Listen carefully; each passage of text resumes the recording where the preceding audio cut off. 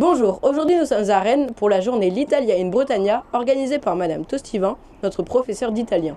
Nous suivons les élèves de la classe orchestre et d'italien sur les traces de l'Italie en Bretagne et tout particulièrement ici à Rennes.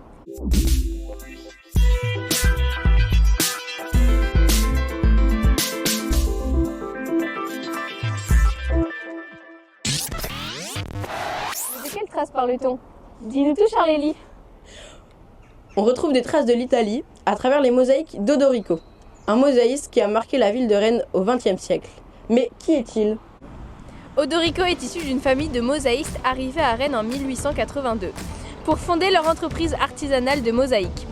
Il fait les beaux-arts et donne un nouvel élan à l'entreprise familiale grâce à ses influences art déco.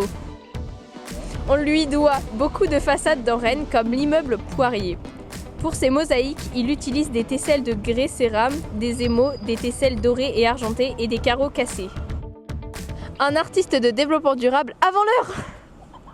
Nous allons vous proposer un petit jeu de pistes à travers les rues de Rennes.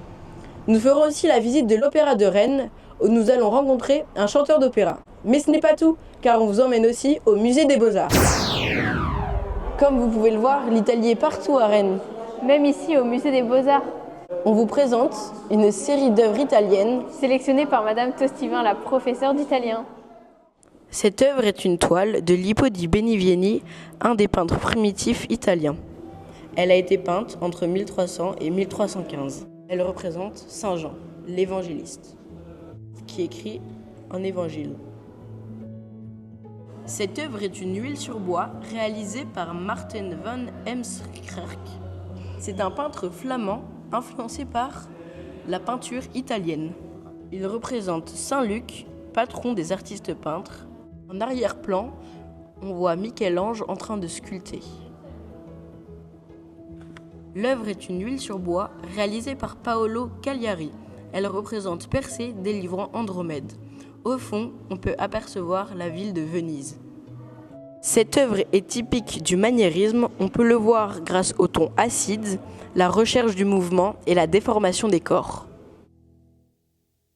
Chose promise, chose due, voici un petit quiz sur les mosaïques de Odorico. On commence par ce petit soleil sur fond bleu.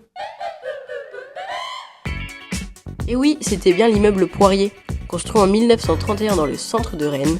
On peut voir beaucoup de cercles sur sa façade. On dirait une rue en pavé vue d'en haut, mais non. Mais alors, d'où vient cette mosaïque? Cette fois-ci, c'était la maison Odorico, construite en 1939, rue Joseph Sauveur. Et ce soleil alors, d'où vient-il? Dans la piscine Saint-Georges. Super joli, beauté, beauté, beauté.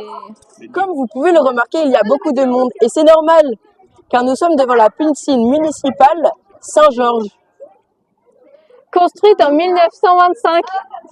Elle s'inspire des thermes de Caracalla à Rome. Et ces carreaux marrons alors? C'est l'entrée d'une maison située 3 rue du Pré-Beauté, non loin des anciens locaux de West France.